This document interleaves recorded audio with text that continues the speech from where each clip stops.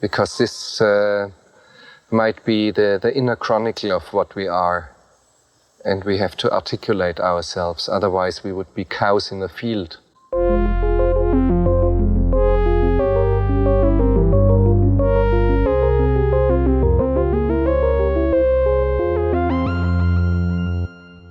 Welcome to Cows in the Field. This is a podcast devoted to exploring philosophical themes in popular films. My name is Justin. I'm Laura. Today we head west Texas, to partake in the hallowed tradition of throwing the pigskin and defending our town's honor in the field. That's right, we're watching Friday Night Lights. Gentlemen, the hopes and dreams of an entire town are riding on your shoulders. You may never matter more than you do right now. It's time.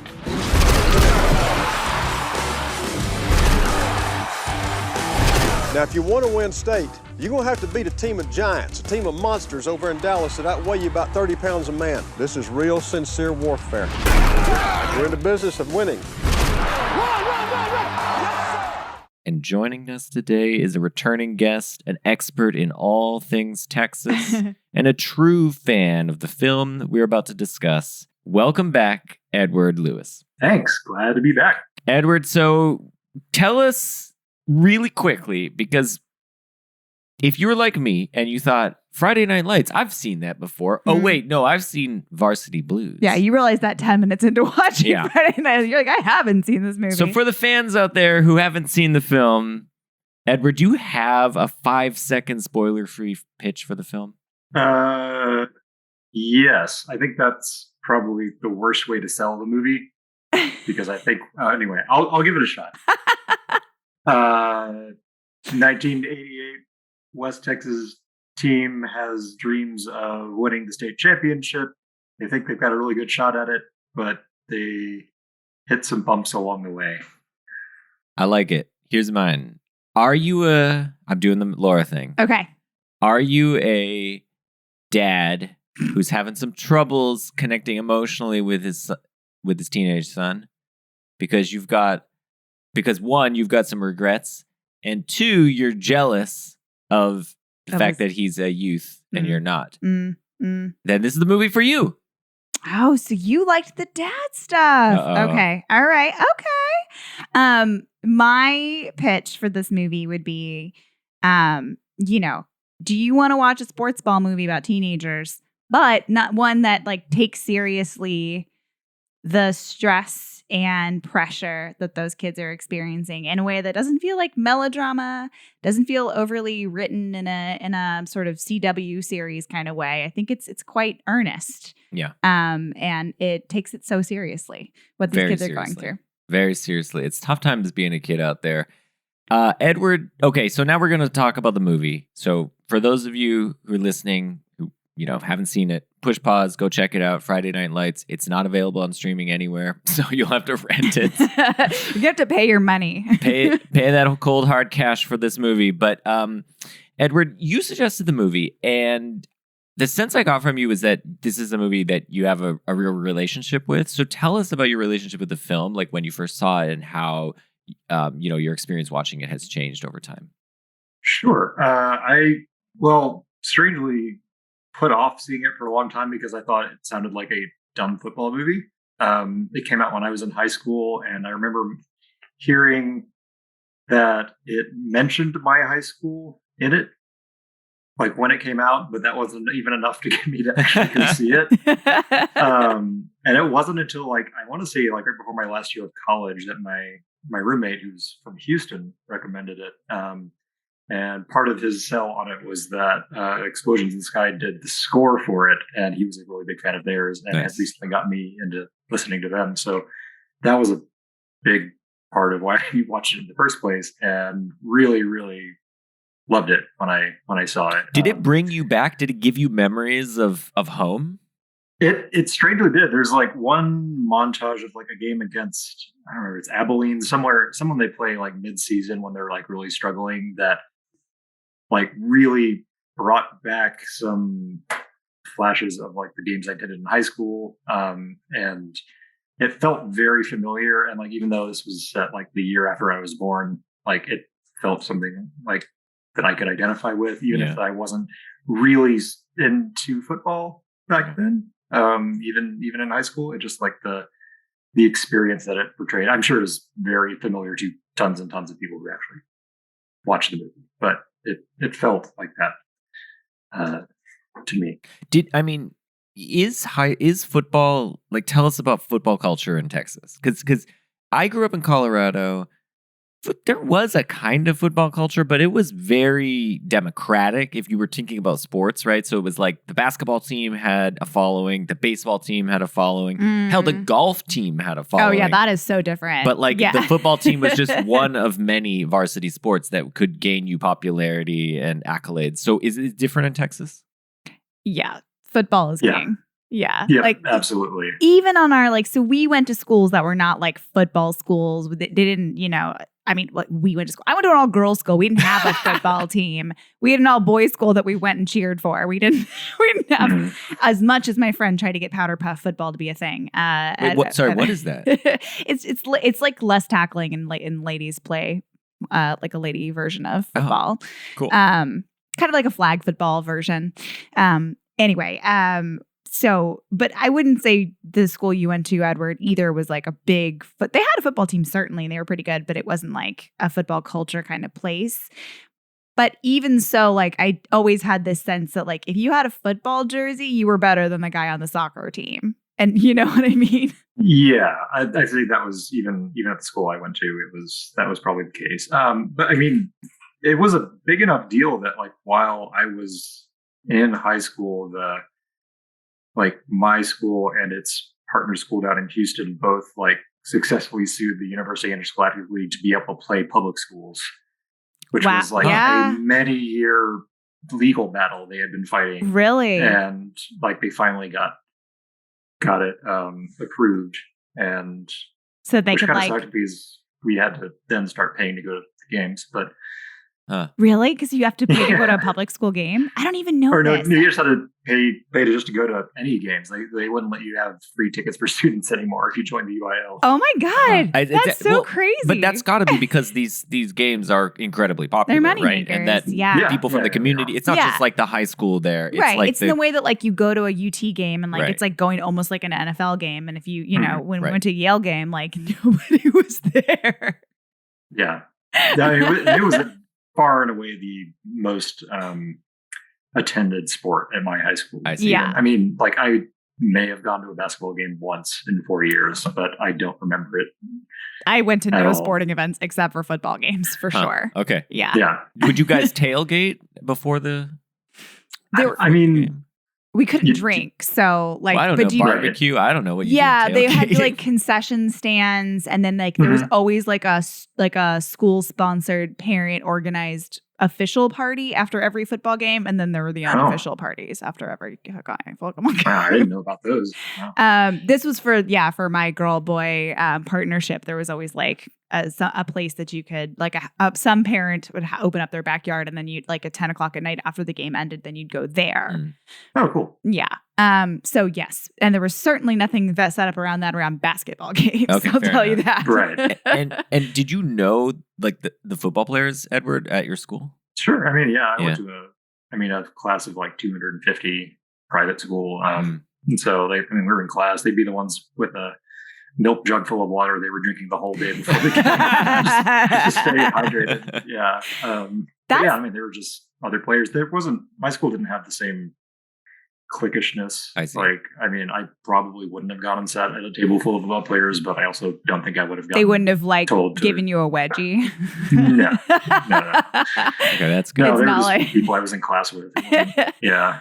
The thing that I always remember, I always thought about in terms of like how much Texas cares about their football is that in August, every year without fail, there'd be like several news stories about a bunch of kids who went to the hospital because they were doing pre-training outside in 110-degree heat. And my mom would always be like, these are like 15-year-old kids. Like, what are we doing? Yep. But yeah, like, I mean, preseason training was in the absolute worst heat I of mean, Texas. they talk about this in the movie. I think one of them says it was in that halftime speech at the big game. He says, the guy who doesn't talk very much, he says, we've been doing blah, blah, blah in 115 degree heat. Like, that's not an exaggeration. 2-a-days, I think he calls 2-a-days. I'm not sure what that means. Maybe but 2 workouts a day. 2-a-days in the heat. Yeah, we can get through is. this. Like, and yeah, I do think that actually segues maybe to an important aspect of this film, which is like, I mean, like with all sports movies, part of the conflict is being pushed to the extreme and being pushed to the limits and trying to push through and overcome that. I mean, I don't want to prejudge the situation, but none of the three of us seem like we're like the most like sporting types. But I'm not prejudging. Not prejudging.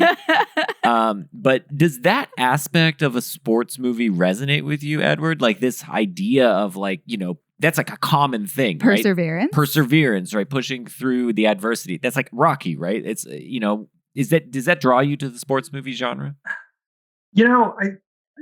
We watched Rudy last night, and like we were actually like, my wife and I were talking a lot about kind of like whether Rudy is like a truly inspiring sports movie or not, because like he does, like, that movie is all about perseverance and like sticking to your, like, trying your hardest until you can finally like get the payoff, in which his case is like getting 3 plays in for one game where he gets to wear the Notre Dame uniform, and it feels like they play it up in the movie very dramatically to be like a huge climax, but like when you step back, it feels like, I mean, good for him, but like, and he built a whole like motivational speaking career off of like getting to play 3 plays in one college game. And I mean, I think it's one of the things that makes most sports movies compelling is another thing my wife and I were talking about, was that like is a good sports movie one where they win.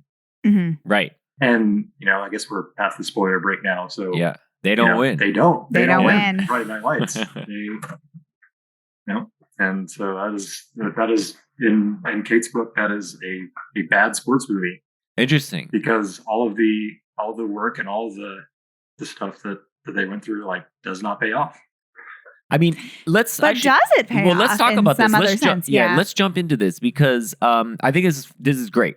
Let's start with the end of the movie. Let's do it. The end of the movie, they lose the state championship to your team, Dallas Carter. Yeah. You guys are the Dallas. Yeah, we went to Dallas Carter. Yeah. As we just described. 250 student private school. That sounds about right. So they lose. Now they come close, but they lose ultimately. I personally found this ending quite moving. Yeah. And the reason I found it moving and why I think it's deserving of a good sports movie is that it hammers home, I think, the most important lesson of the film, which is that winning isn't everything. Mm-hmm. And you see this, it never says this really, but like it's just done in a montage of like faces, right?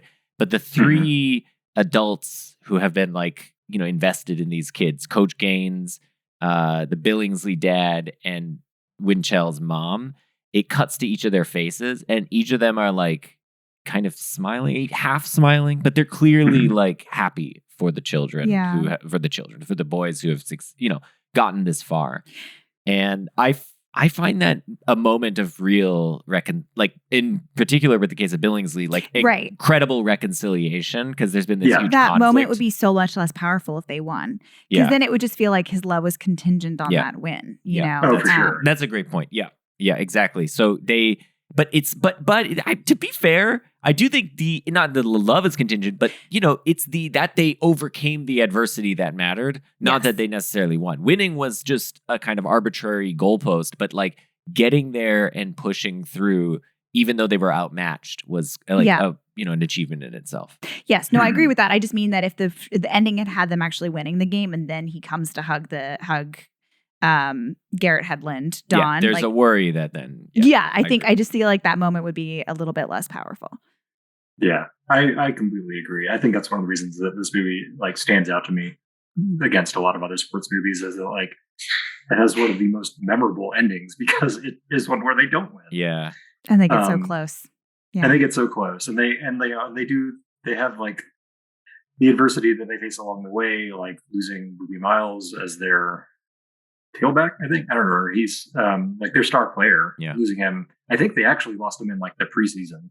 Wow. In reality, but like very early on, and then they have to like rebuild and re-strategize from there, and then still make it all the way to the finals. I mean, I think that is probably the most compelling feature of the sports genre, the like overcoming of adversity. Now, often that's done with they win at the end of the day, but I agree with you, Edward. I like that they in this case do it in some more of a symbolic victory, right? They win by overcoming their own demons, so to speak, and reconciling with their parents or making their friends and family proud of them, whatever that is.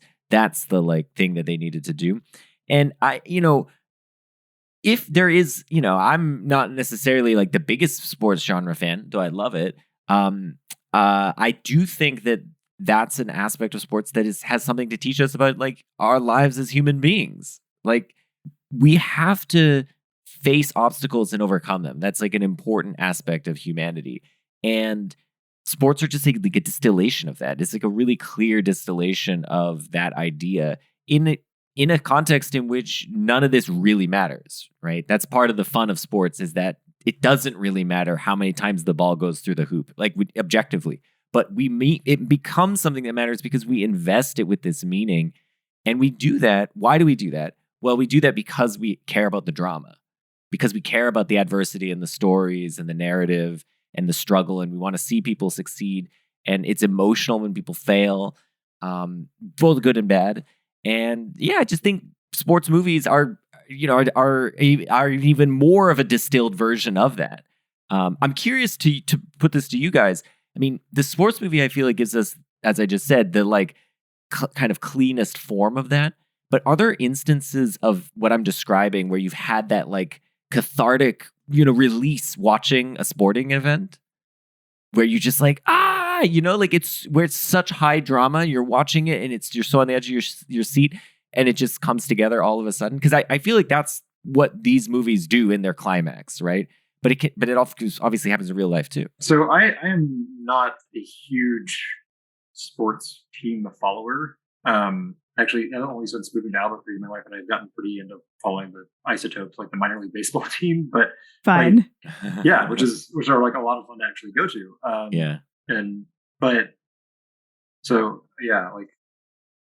don't really have like that much investment in any professional team that I've like followed for years. I feel like I'm talking about my wife a lot in this episode, but like which is great. Yes. Shout out to Kate.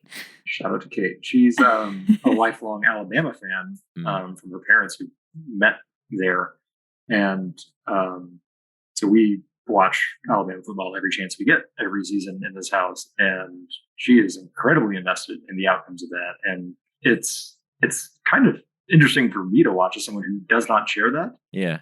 But it's interesting. I think one of the things you were kind of touching on is that sports movies can be like a distillation of that experience. And I think for people like me who don't necessarily have that personal investment in an actual team, just being able to drop in on the story of a team, whether it's fictional or in this case, like based on an actual, like journalistic account of a team is a way that like I feel connected to this narrative and to these characters and to what happens to them for that 2 hours or however long it is. That's a good point. It's hard to be a new fan of a team. And, Justin, you watch so much NBA and you like guided me through that and gave me narratives and stuff to follow and like helped me figure out who is who and like what's at stake. Because otherwise, like, it's just a ball moving back and forth to me. Like, I don't know. I mean, I can obviously appreciate incredible physical feats, but like it's like it's more hollow to me without having all that background. And you spent years building up like that knowledge that you have. Yeah, I mean, and I think, but there's also this other piece that about with Kate and her Bama family, like. There's also like this inherited love of, like that's, she didn't go to Alabama. She didn't grow up in Alabama and she loves Bama. Right. And like, I felt a way when the Dallas Mavericks beat Heat in, what year was that, Just? 2012? 2011. I like got really excited about it, even though like, I don't even I just, because I was born in Dallas, I don't know. I got excited. Like there's like this funny thing too about like where you're from or who your people are, where like that like becomes such an important part of like what matters to you when you're watching sports. Yeah, I mean, that connects to, I think, a major theme of this film, which is that these men, these young men, are carrying the burden of an entire community on their shoulders, right? Like, I mean, this is the most on the nose part of the film, which is like they're constantly being harassed in a way by the older men who've graduated from that same high school and, you know, were in the football team and maybe even had won state championships. They're showing off the ring, and they're clearly living vicariously through these young guys on the high school team now. But they're putting an incredible amount of pressure on these guys, right? So they're basically saying like, you know, we will win, right? You're going to be it's going to be a perfect team, right? And I think at one point, Coach Gaines, right, Billy Bob Thornton, he even talks about this as a protecting the reputation. Like we're protecting each other and protecting the town, right? And I think he means the town's reputation as a football town, like which is you know, you might think it to the outsider like me. I'm like, really? Like this is a high school football team. Like, who cares? And again, I grew up in Colorado. We don't have. It's not the same culture, but it's the same thing. I'm like Edward, you know, looking at the Alabama fans, like, huh. All right. But if you're part of that community and you have this history and that lineage is one that you think of as your own, it does matter. And, you know, then that pressure gets put on those players because now you have the emotions of not just all the people in the stands, but all the people in the town, all the people who are supporting from afar riding on your shoulders, which is an incredible burden to bear. And one of the coolest things about football is that it's always one and done, right? There's no best of 7 series. It's always like single elimination playoffs, and just you're in or you're out. And that is an incredible amount of pressure. It's a good day to ask yourself if on a personal level you're willing to accept that. If you're willing to accept the responsibility that you have to protect this team and this school and this town. And make no mistake about it, gentlemen, we are in the business of protecting this town. We're in the business of winning. The expectations couldn't be any higher. We will win state. Yeah, and I don't know. Have you guys ever seen The Last Picture Show? Peter Bogdanovich. Yes, we just recently saw it. Oh yeah, that's one of my favorites too. And like that whole opening scene, the day after like them getting trounced by some other team, like every adult they run into is like giving them shit about the fact that they like can't learn how to tackle or anything. And it's like it's eerily similar to like the way that this like every human was sitting in the stands the night prior. The whole town shut down so they could all watch, you know, their team get trounced. Although like obviously in the Last Picture Show they don't really seem to give a shit that they're a bit terrible. The stakes seem lower for nobody's hand got duct taped to a ball in Last Picture Show. They're going through something else in that one. That's true. But yeah, I mean I think that even that movie being, I don't know, made 20, 25 years, probably longer, actually. It was 71. Yeah. Before Friday Night Lights came out, like shows that this experience seems to be somewhat universal, at least within Texas, and I'm sure elsewhere too.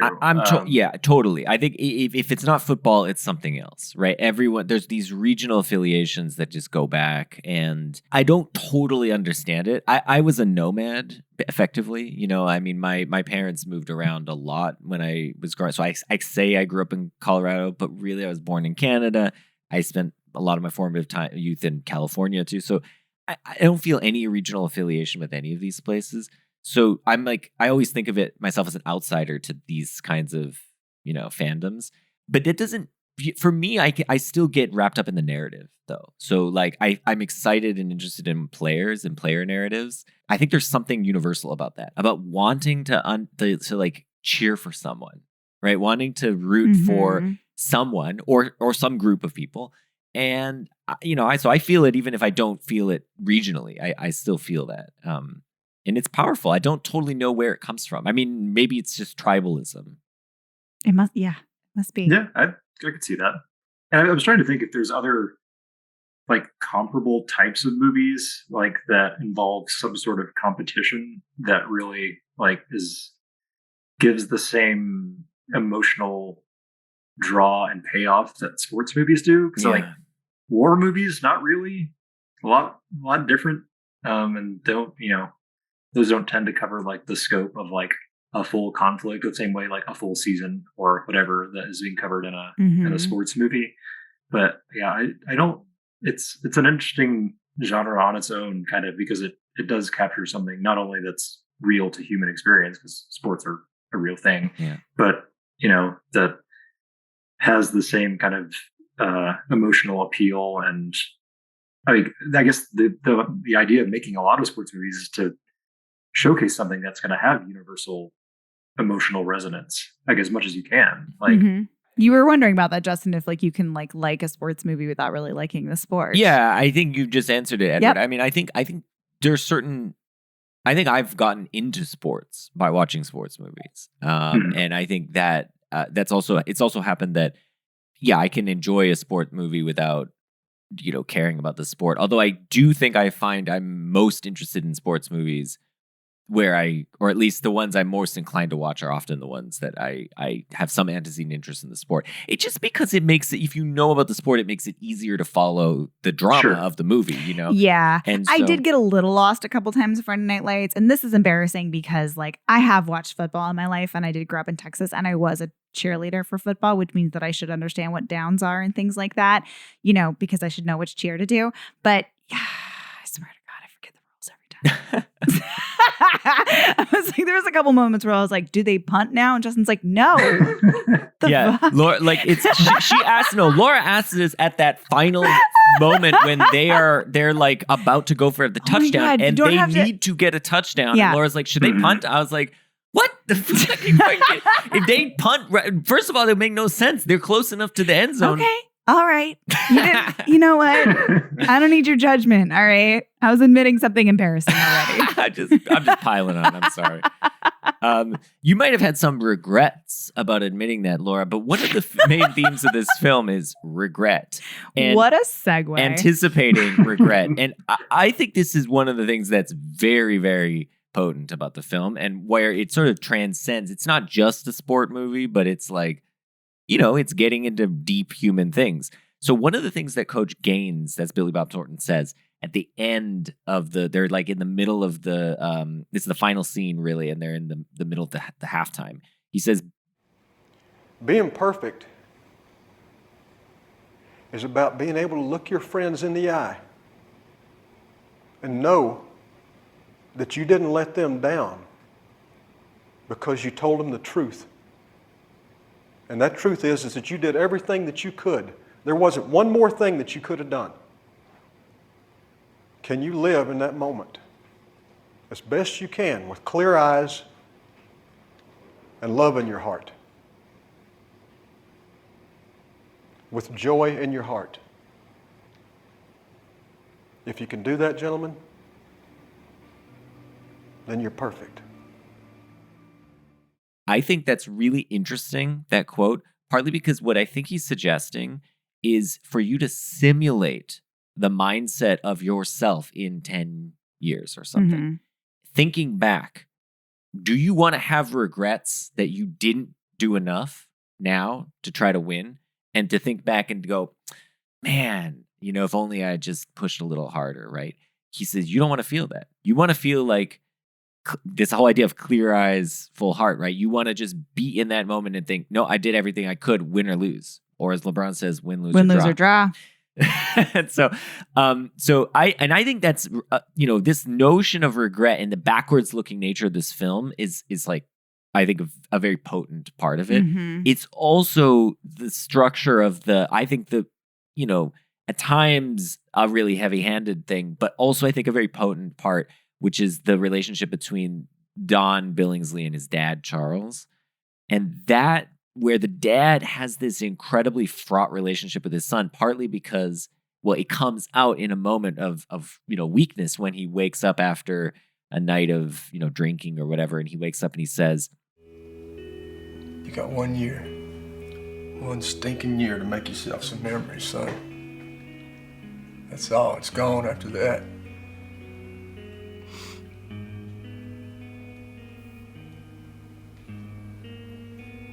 And I'll be damned if you're not gonna miss it.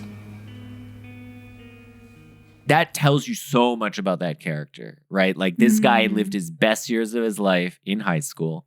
They're gone. He can't get them back. He probably feels like his regret, he got the ring, right? But his regret is that he didn't appreciate it when he was there, right? He wasn't able to have that full appreciation. And he wants his son, he feels like his son also doesn't appreciate it, right? Because his son's not catching the ball and all that sort of thing, right? So and so that's what he wants for his son. And it comes out in this tortured, distorted, violent way. But then in that moment, that's like him actually emotionally connecting with his son and saying, this is what I'm afraid of. And it's the same thing. I'm afraid of regret. I'm for you on your behalf. I'm afraid of you having. I don't want you to wind up where I am. Exactly. Yeah.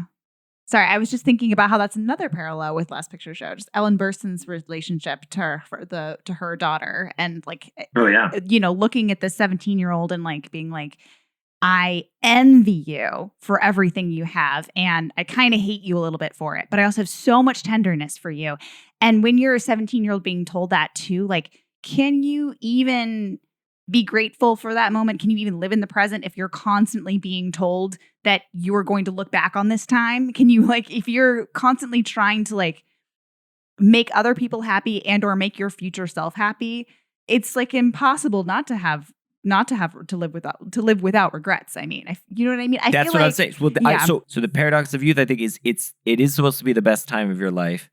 You don't yet know it. You can't experience. You can't appreciate that because you don't yet have the experience to appreciate that it is the best time of your life. But you're being told all the time. But when you're told that you need to do that, it takes you out of the moment. So then you can't actually appreciate it. So it's this sort of paradox of like, there's nothing. You're kind of screwed in a way. Like and I was thinking about this actually today with regards to our son, who's experiencing things for the first time all the time, and yet he can't really appreciate how amazing it is. You know what I mean? Because he just doesn't have the ability to comprehend that, like, I'm trying chocolate for the first time. This is, I mean, how amazing would it be to try a new flavor for the first time? You'd be like, whoa, this is amazing. I don't know. He seems pretty jazzed about a lot of things. It's true. I think he's appreciating anyway, it. The point is the paradox of youth. It's a tricky dilemma. Yeah. Oh, yeah, totally. It's tricky for parents, too. Yeah, what are you going to do? You're just sitting there, you're like, how do you guide this lost, dumb 17-year-old whose brain hasn't, finished forming yet? Here's what you do. No, here's what you do. I got it. Yeah. You kick your son's car windows out. Yep. And then you throw your cherished ring out the window. Yep. And you make your son go get it. Yep. And then your son will give it back to you. Right? During that moment. But then don't say anything. You don't say anything. He runs out the door, and then you give it back to your son when he loses the state championship. Yeah. Right? Come on, that moment. If I was going to cry in this movie, that was the moment I was going to cry. It's very moving. So moving. That's the moment. That's where you're like, oh my God, they reconciled. Hell yeah. I don't care if they won or lost, right? These two, he puts the ring on him, man. Yeah. That's so cool. I really like that. And shout out to Tim McGraw for playing Tim McGraw. I did not know that was Tim McGraw. Yeah. Tim McGraw doing a good job. He was great. Yeah. I also thought Billy Bob was really good in this movie. Yeah, I did too. He was a good. I think everyone was cast pretty well. Nobody seemed to particularly overact or anything, which I feel like is always a risk in a sports movie. Yeah. Even Lucas Black worked for me, and he did not in Tokyo Drift. But this I believed in. I apologize to Matt Stroll, who loves Tokyo Drift. I don't know. Wait, I didn't say I disliked Tokyo Drift. I just wasn't sure if Lucas Black is the best part of Tokyo Drift. I thought Lucas Black was actually solid in this, for sure. Yeah. Yes, I agree. His woodenness I agree. was, I think, appropriate. Yeah. And that accent feels a little bit like it feels okay. Whereas real, I don't somehow in Tokyo Drift, I get that he's supposed to be from, I don't know. This is not a Tokyo Drift podcast, but it's also not a Last Picture Show product because you guys have been bringing this one up all the time. Okay. Well, there's a lot of parallels. It's totally fine. I love it. If you want to, Justin. It's great. It's true. It's great. Sassafras. Would you like to put us back on topic? I don't know. What should we talk about next? I mean, just on those expectations, have you guys ever felt that? I mean, come on, you guys both went to fancy private schools. Have you guys ever felt expectations from your parents and from your community? Not about sports ball. Yeah. Yeah, no. Getting into college. That was a pretty big one for me. Yeah. And I think I might have felt the most pressure I've ever felt in high school. I think so. I think that's probably true of a lot of I think that's why we keep making these movies about the teenage years, because it's both like in some ways the freest you are because you don't have a mortgage, and also the most or kids, and also, you know, the most, you know, explicit outside expectations being verbalized to you on a daily basis. Yeah, and one of the things this movie crystallized for me, which I didn't think about, I always thought, yeah, I'm under pressure. Like you guys, we're all under pressure because you got to get to college. These athletes, they're just chilling out. But now that I think about it, like these athletes at Permian, they were under an insane amount of pressure. Not just their parents and not just, you know, your future, right? Because with Booby, it's about financial security and stuff. Mm-hmm. But your whole community is investing their hopes and dreams in you. And like that's a lot of pressure for a 17-year-old to feel. Yeah. Like that's a kind of inordinate amount of pressure. Like it's one thing for LeBron James to feel the pressure, and he's getting paid a lot of money, you know, and that's still got to be hard. These kids aren't paid anything. The other thing I was thinking about in contrast to professional sports, Jess, is like the incredibly condensed time frame. You know, for these seniors, it's just like, it's just maybe 10 games, a couple of months. That's the time they're being scouted. It doesn't, you know, like if you're a professional athlete, you tear your ACL, that sucks, but you can sit out a year and like you can still have a career, you know, and like that team will be there for a year when you come back. And you're still getting paid. Or like, and you're still contract. getting paid. And if you're LeBron, you don't want to get a ring this year. You got like, you know, in LeBron's case, like 20 freaking years to like, you know. LeBron's going to have, he's going to have a fully white beard before he retires. You know, like you can take the long view, but for Booby, like this is it. Yeah. Like if he doesn't play right now, that's why he's willing to go out there with a torn ACL, which like, a professional athlete would never do because they have to protect their body for the next 10 years. But like he doesn't have 10 years. Like this is it. Like, you know, and a scouting agent's not going to look at what you did 2 years ago. It's just this one season. It's like nuts. I mean, on that too, one of the things that Gaines says at the end, which again really hit me, that they've been working on this for like 17 years. You said you've been playing football for 10 years. Yep. And for most of you, you're never going to play football again. I know. Right? And here's the thing that's correct about that. I go play basketball, right? I go play basketball with my friends, right? Yeah, it's not a casual same sport. Game. It's the same game. If I'm playing with my friends, it's maybe a little bit, you know, more advanced than when you're playing in the NBA, but it's basically the same game. You play NBA levels. No, but right? I mean, like is what you're saying. I'm just saying you're ready to be recruited. It's not a completely different game. But yes. But tackle football. Are you going to play nobody just casually goes and plays tackle football. Yeah, they're like, okay, what we need is flag football. We need a huge field and 50 dudes and a lot of equipment. 50 dudes, and you need to be, you know, you need to have the gear, and you need to all be willing to like, you know, get CTE and stuff. So no, nobody does that. Zebras. You would just, you would just play flag football or something, right? Which is not the same game. Flag football is a completely different game from football. Whereas pickup basketball is not really any different from NBA. I mean, really. I mean, it's obviously done better at NBA, but it's not the same. Yeah. There's a 3-point line. I see what you're saying. And there's, you know, so what he says that I thought about it, and I just thought, that is right. Like they will never play football. That is this game they're now playing ever again. And that is kind of a wild thing to think about, that like you're 17, you had 10 years to do this, and that's it. You're never gonna do it again. Yeah. This kind of leads into one of the scenes that I think that is interesting and poignant reflection of like the reality that this movie is depicting is at the end where you see Coach Gaines changing out the nameplates.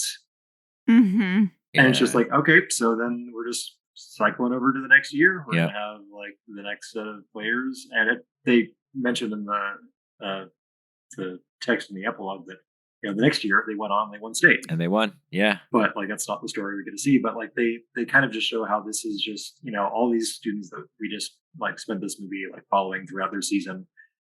It's like, all right, well, whatever happens to them they're now off the roster, and there's just a whole new group of students just waiting to take their place and try their hand at it. And it's just kind of like a never-ending cycle that these schools will continue to churn out teams and Right. have their. I think that was an interesting way to end it. It didn't just kind of like fade to black and all of a sudden like that was the end of the story. It's like, Right. no, this is indicative of an ongoing cultural cycle. I mean, it's not unique to Permian or to Texas or anywhere, but just like that's kind of what sports is. Yeah, it's also what like the life cycle of a human being is. I mean, because we know where they're going to end up. They'd say, okay, this guy, got a job here and there, whatever. Guy sells insurance. Right. Yeah. They're going to be those old guys who who were accosting them at the diner, saying, "You're going to win state, right?" That's going to be them, and it's just that this thing you're talking about, Edward, about the cyclical nature of it is just, it's both reassuring, I guess, in some sense, but also because you think like, yeah, it's all going to work out. I'm going to just live in this town like my father did. But it's also deeply depressing, right? Because they talk about like escaping, right? The one guy who escapes, who gets Chavez, right? Who goes to Harvard, right? He gets out, but he still comes back, right? Because he becomes a lawyer in Permian. And so they're trying to escape their fate, the fate they know that they see all around them of all these older men who are dissatisfied with their lives. And they're, to some extent, have to recognize that like, oh shit, that's going to be us soon. That's deeply depressing. Like it's super fatalistic. Yeah. Which adds a lot of weight to like Booby's attempts to like get a scholarship and get out of there. And then extra weight to when he injures his knee because it's like, oh, that's my shot. It's that was gone. it. Yeah. Oh, the scene where he says he doesn't know how to do anything else. So yeah, that's tough. Yeah.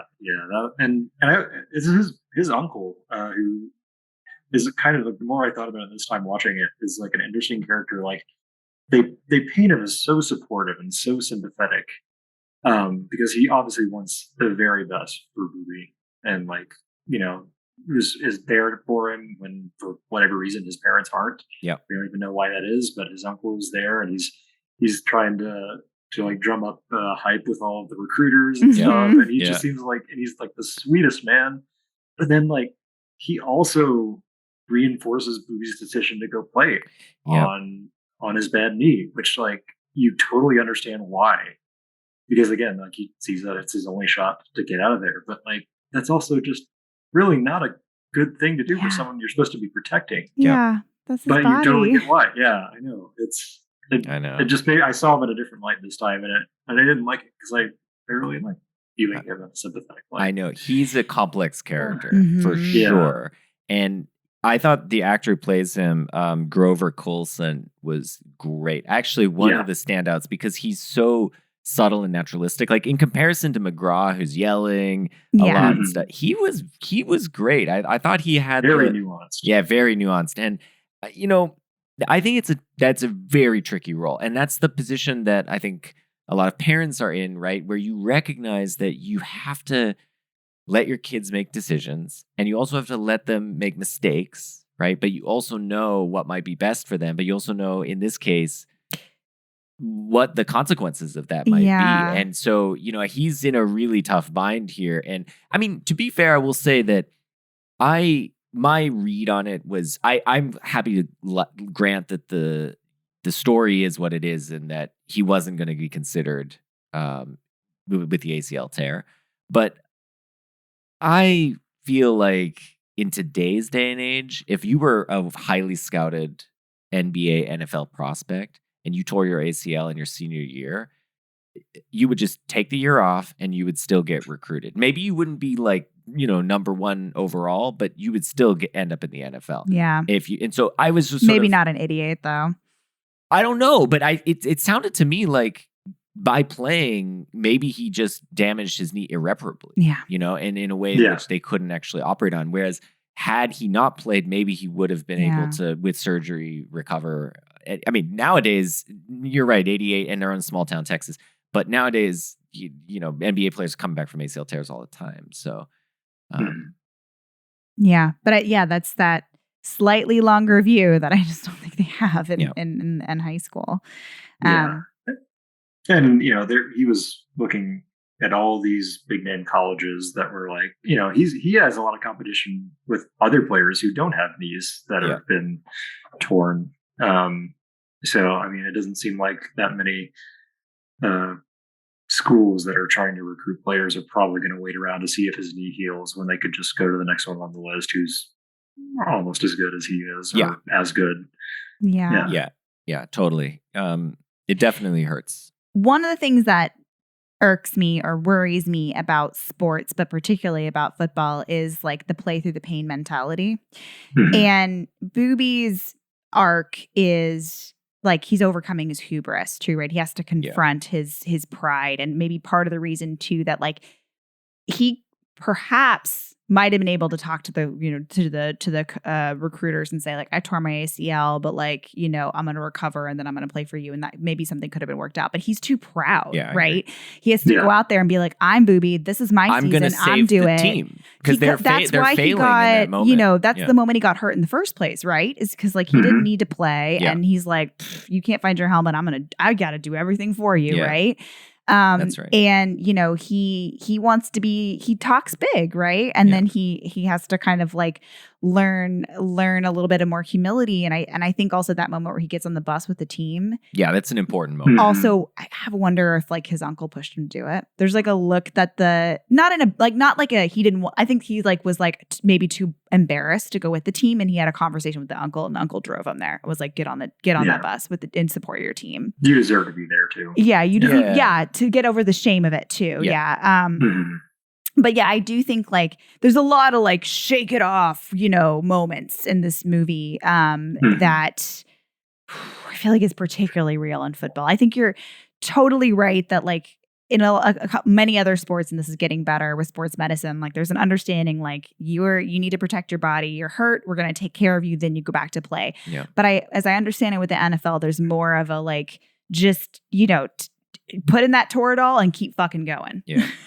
Yeah. And it's something that makes me really sad for kids that are playing these sports, because like these are their bodies they're going to live with it the whole rest of their life. And they may not play another game of football for as long as they live, but they're going to have to walk around on that knee all day. Yep. That's right.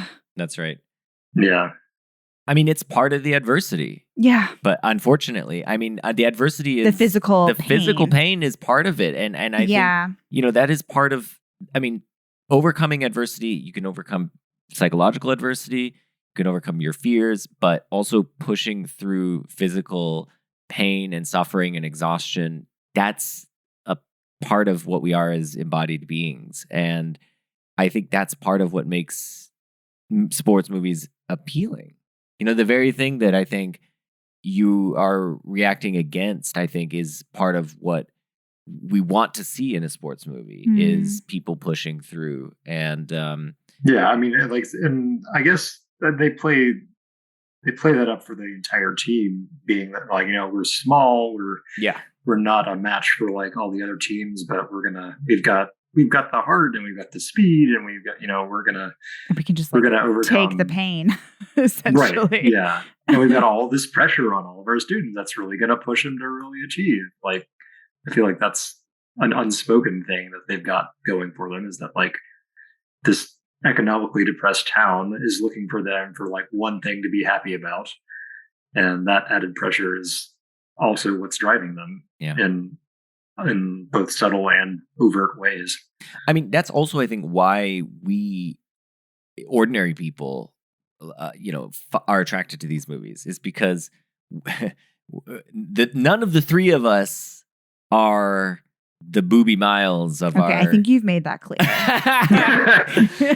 But most people watching the movie are just ordinary people, right? Like, who don't have superhuman physicality. Yeah. So we want to see people struggle like us. Like when we're at the gym and we're struggling to get to mile 1.5, that's usually me, push through. And they're like, you did it. You pushed beyond your limitations in that moment, and that's why that's so much more fun than watching. That's why movies, that's why it's Rudy. We're the underdogs, right? Yeah. We're the people who want to see the person who shouldn't win succeed. And I can't think of a sports movie where it's just the best person always winning.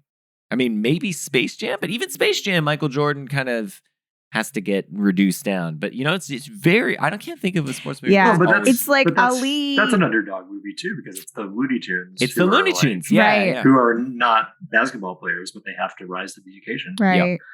Yeah. I mean, Ali, he wins most of the things that we watch, but the movie's just like he's not allowed to fight. Yeah.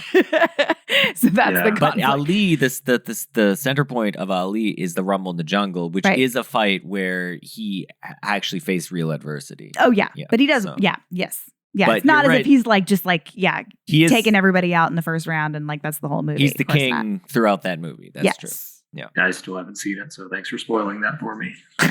I didn't say whether he wins or loses in the Rumble, but the Rumble is he faces some adversity in the Rumble. I'll tell you that. It's a good movie, Edward. Check it out. Yeah, no, I intend to. Speaking of sports movies, Edward, what beyond Friday Night Lights, which I suspect has got to be one of your favorites, what are some of your other favorite sports movies? I was thinking about that. Yeah, it's kind of a weird. That was a question that I had as like a get to know you question for people that I would occasionally pull out. That Nice. was like, name your favorite movie for like every sport. Oh. Ooh, let's do it. Let's do it. Let's No, do it. Yes. I can't even list any of them, Justin. Well, but Edward, you can do it. give us a couple. So, football. What would your favorite football movie be? Is it this one? Probably Friday Night Lights. Yeah. Yeah. Rudy's probably a second, but like mostly for stylistic aspects like score and presentation, cinematography and stuff like that. It's just like I like I said, stepping back, the story isn't that compelling, but it's a really well made movie. Baseball, I really like Bull Durham, which is like a romantic comedy, but also kind of it's not a traditional like the team wins like kind of narrative. It's just like a season for a minor league team, and there's a lot of good character and other aspects to it. What about hockey? I have an answer, but it's like It's Mighty what am I- Ducks. Yeah, come Is it on. Mighty It's not. Ducks? No. It's not? No, it's not actually. I mean, Mighty Ducks is good. Well, yeah. I mean, but which one? There were like 3. I don't know. I Oh, saw the first man. one. Yeah. I really enjoy the Paul Newman movie Slapshot, Oh But yeah, it's- Slapshot. but its humor has like really not aged well. Yeah. Ooh. Unfortunately. But there, a lot of the comedy in it, I think, is still pretty timeless. But man, it is a product of the early mid 70s when it came out. For sure. Um, Yeah. Mhm, But mhm. Goon is another one that Oh, has Goon, yeah. Sean William Scott in it. That's kind of a spiritual successor to Slapshot. So that would be one of those to be my hockey choice. Is there another sport we should do this with? I mean, I'm just kidding. No, obviously many Golf. sports. But And it's Billy Madison. No, Happy Gilmore. Happy Gilmore. Billy Madison. Whatever. They're the same movie. Happy Gilmore. Laura's like, I know another sport, golf. I know sports. Do you have a favorite? Like, what's your overall favorite sports movie then? It might be Friday Night Lights. I don't know. Probably just because it goes against the formula of like what most of them are. It's a solid movie. It's a totally I mean- solid movie, I think. Yeah, Peter Berg, man. We didn't even mention that. Peter Berg's but good, hell yeah. yeah. Yeah, Bergman. yeah. Bergman. Wait, Laura, what's your favorite sport movie? Well, I have 3 that I Oh. like, but I don't know. Like, they're all very different. Okay. And 2 of them, you might even like question if it's a sports movie. Nacho Libre. That's a sports movie. Thank you. Yeah. Yeah, Black Swan. Do we accept dance movies as Yeah. sports movies? Totally. sure. Hell yeah. Black Swan. And I did it perfectly. And then I die. And Talk about then- overcoming adversity. Yeah. I was actually thinking there's a lot of similarities. And then, Bring It On. If we're gonna do like a silly teen sports movie. And also, as I mentioned, I did do some cheer for a hot minute, and you better believe I watched Bring It On with my cheer squad 100 times. Got you hyped up. I also just like that Elijah Dushku is like not excited about cheerleading that movie. She like comes to appreciate it, but she's a gymnast, and she's like, they don't have a gymnastics team, so she's like, ugh, this is kind of dumb. And I always kind of felt that way a little bit about. I was like kind of eye rolled, but then I was into it. Why else would I do it if I didn't like it a little bit? But I love Bring It On. Bring It On is fun. We were talking about this earlier, but like lady sports movies. Yeah. That's kind of the dancing I did ones dance are and more- cheerleading yeah, because are more Mhm. the draw there. Yeah, there's not as many lady sports movies unless they're sports that you think are more like feminine centric. Yeah. Of course. Well, men even the dance. most recent one with the movie Will Smith won for about the Williams sisters. It's like about Yeah. their dad. It's about their dad. Right, exactly. Yeah, it's not even about them. Not a lot of I haven't rewatched it in a long time, but I do remember enjoying the movie Stick It, which is about gymnastics. Oh, These are some okay. these are some lady sports movies in case you're interested. No, those are good. Those are good recommendations. I mean, I was just thinking about tennis movies. Like, what are some of the tennis movies? Borg versus McEnroe, which I've never seen, but that could be kind of fun. Match Point. Ugh. Are Is you it- gonna count that as that's not a tennis movie? How about 7 Days in Is Hell? it? That's just like Woody Allen was like horny about like tennis whites. Like there's barely any tennis in that. Jesus All Christ. right. How about seven Sorry. 7 Days Yeah, in Hell? Remember that one? 7 Days in Oh, Hell. that was the parody one. The parody one. I just Yeah. I just Remember remember when he's Jon on the- Snow on the elliptical. On the elliptical going Yep. really hard. The only thing I will add is one of my favorite sports movies, and I say this with full sincerity, is Diamantino. I do love Diamantino. Mhm. Soccer movie. I'm not even a soccer fan, but just really wild movie, and it's not really a sports movie, although it no, does there's have some a soccer in it, very little, Yeah. but It sort of is the framing device of the film, but It's more of a that's- soccer movie than Match Point is a tennis movie. yeah. And actually, you know what? I just realized Yeah. one movie has tennis in it that I love is The Squid and the Whale. Is that a tennis movie? Does Oh, that yeah. count? that one is more of a tennis movie than Match Point for sure. Yeah. There's like Yeah, real but talk I- about tennis pros. Yeah. Mhm. Ivan, man. He's not serious. Okay? He's not a serious. He's not a serious person. Your mother, I don't understand. That's why a she'd great be call. interested in Ivan. What about you? What Justin, what is your? Oh, well, I think favorite sports Diamantino. movie? I mean, Diamantino. I like. Diamantino? I mean, my list. I've talked about this actually on other podcasts, but my list is basically Ali. I like Happy Gilmore, Diamantino, Gladiator, Nacho Libre. Gladiator is a sports movie. Gladiator That's is a interesting. sports movie. Gladiating. Yeah. That's one of the That's OG totally sports. a sports movie. Yeah. Mm-hmm. Um, I mean, it's fascinating. essentially like boxing or wrestling. Yeah, it's the right? OG yeah. sport. Yeah. And then Searching for Bobby Fischer is that actually might be Mhm. my favorite of the sports movies. Is the wrestler's not on there? Has that movie fallen for the you? wrestler? I was wanna- thinking about that. Yeah, I wanna haven't seen that rewatch- since college. Yeah, I really have loved The Wrestler in my life, and I have not seen it in a long time. So, but I suspect I still love it. I guess The Social Network is a crew movie. Yeah, I don't know that they're Edward, this is now you're pushing the boundaries to the extreme. come on. If you're saying The Squid and the Whale is a tennis movie, True. They do row true. in that movie. Are there any they were in rowing? that movie a lot. Yeah. I mean, yeah. I feel like listen. I've dated some rowers. I've been to some regattas. I don't know that there's any good regatta movies. Is that a hole that needs to be filled? I wonder if there are certain sports that just like don't translate well to film. Yeah. Or whether like individual performance ones like golf translate less than team sports. I think that's an right. interesting. Yeah. Because there are a number of golf movies, and that's a very individual sport. Like, Okay, so I have a hypothesis about this. Okay, tell First us. of all, Okay. I think a good observation, because I think you're right that it is much less dramatic to have just one person Struggling by themselves. Yeah, like doing diving over and over again. Mhm. So there's got to be something there. But then why golf? Okay, so I think it might be something about the fact that golf is this incredibly conversational sport, right? Because you're always just like walking around, going to the next Mhm. tee, and that's a great time to have some dialogue in your film. And so I think that might be why golf ends up being more of an exception. But I'm not sure. it's probably also the most broadcast and widely watched solo sport. Yeah, maybe that's right. Yeah. That would be my guess. You know what we need though? We need a curling movie. Mhm. We need a curling movie, and you could. Right, you could see very easily Will Ferrell coming back Oh, in yeah. the game, doing a curling movie.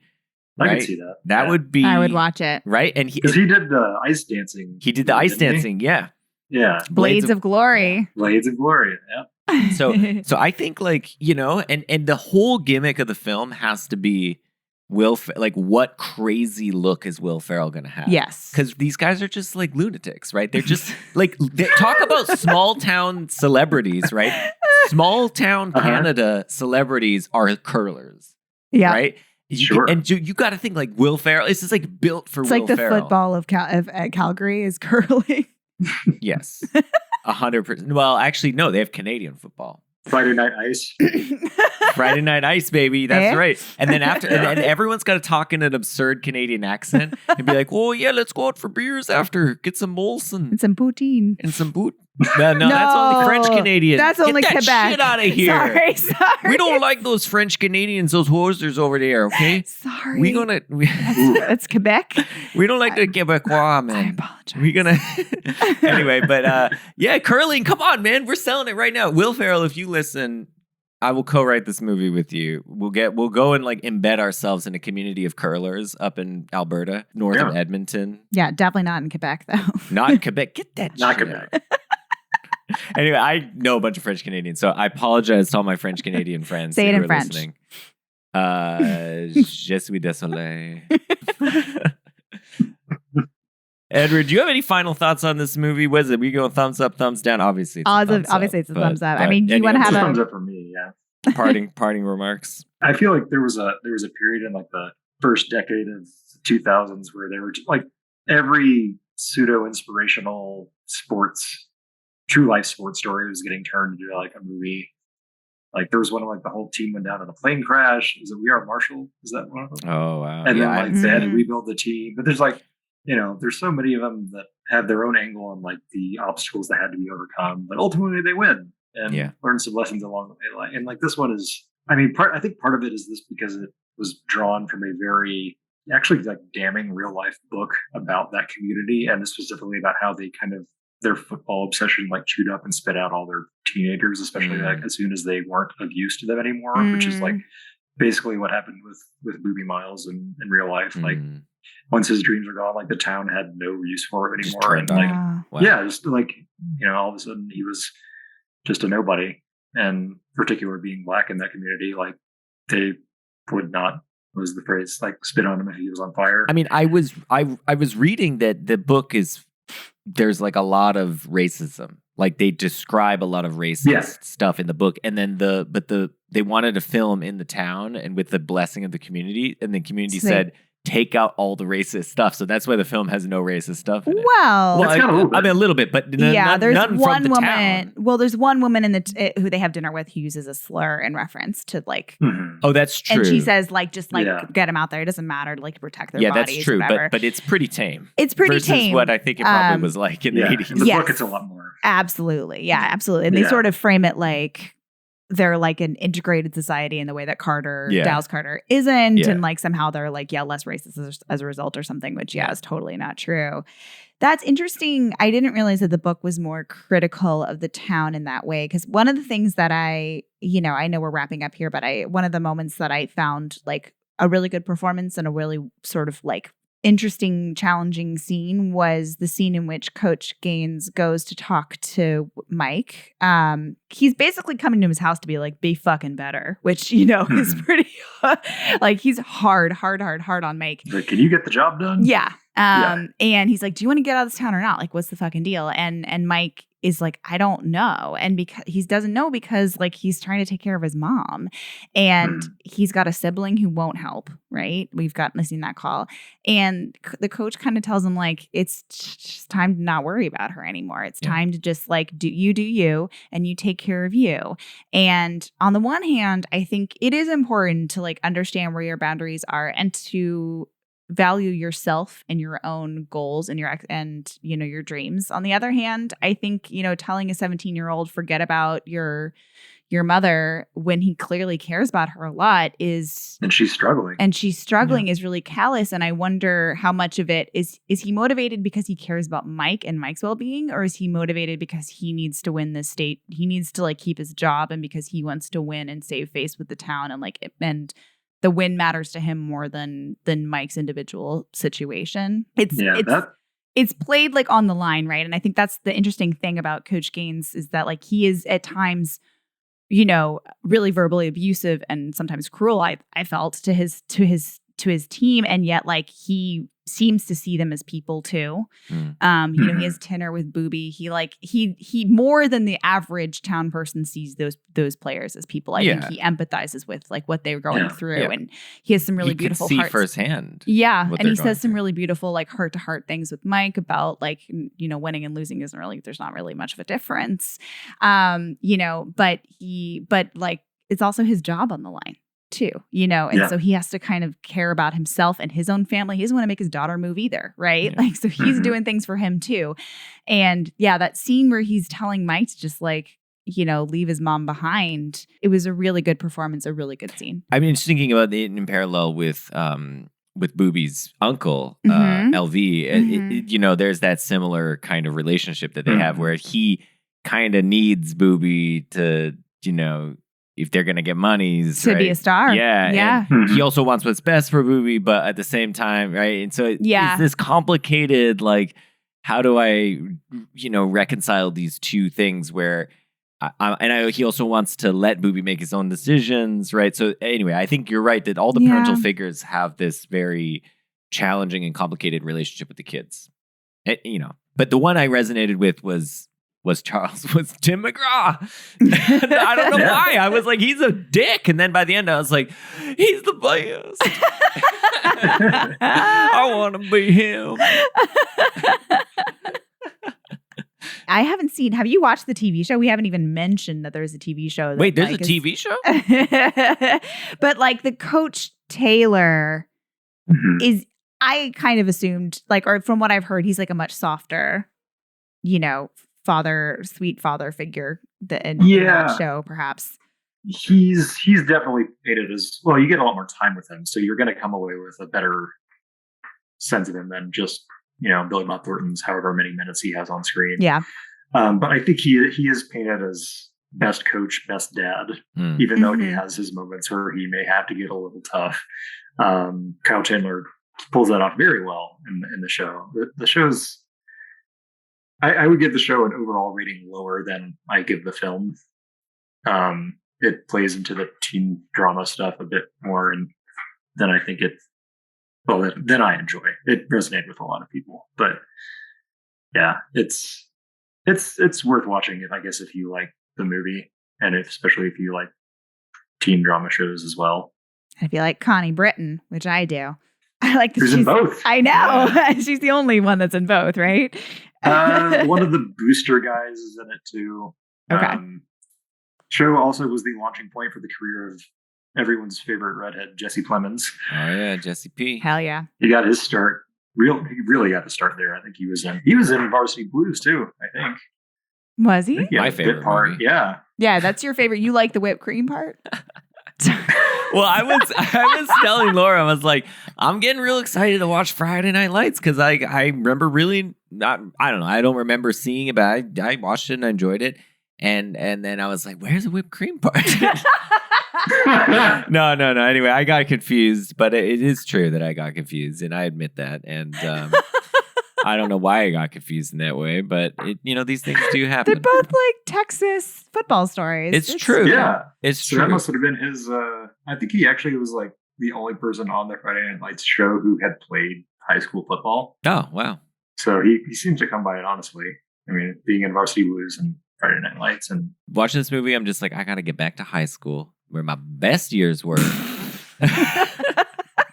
And get on that football team because that I had the beefy body. Okay, I was gonna say, are they gonna use you for like throwing practice or like what?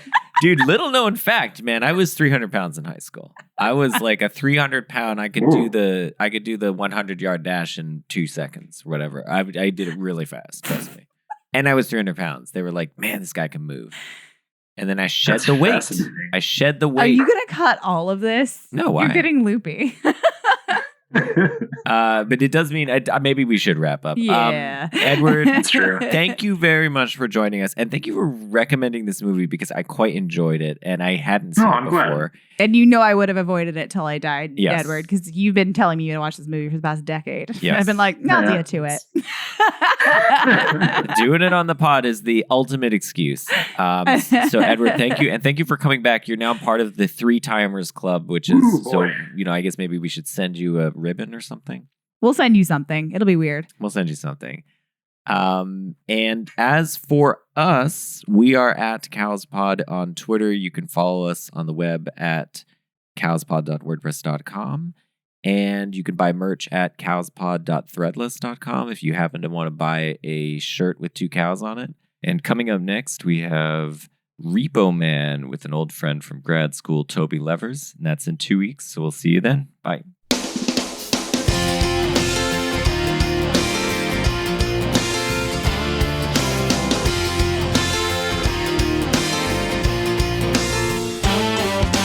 Labor Day weekend, I was 17. I bought a Coke and some gasoline, and I drove out to the county fair. When I saw her for the first time, she was standing there in the ticket line, and it all started right then and there. Oh, a sailor sky made a perfect sunset, and that's a day I'll never forget. I had a barbecue stain on my white t-shirt. She was killing me in that mini skirt, skipping rocks on the river by the railroad tracks. She had a suntan line and red lipstick.